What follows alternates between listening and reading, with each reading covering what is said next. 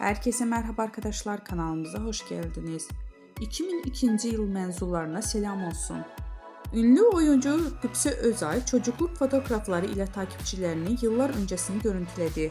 Meslektaşı Barış Arduç ile evli olan 2022 yılında kızı Jan Asya'nı dünyaya getiren oyuncu Gübse Özay okul fotoğrafını sosyal medya hesabından takipçileriyle paylaştı. Özay fotoğrafın altına şu not düştü. Hey gibi küçük Gübse 2002 mezunları grubunu açıp biz 4 gündür ortaokul ve lise fotoğraflarıyla nostaljiye boğan dostlara selam olsun. Kimisi annesiyle kulislerde tanıştı, kimi ise set aralarında babasını bekledi. Kimi ise tesadüfen sahneyle ilk tanıştı.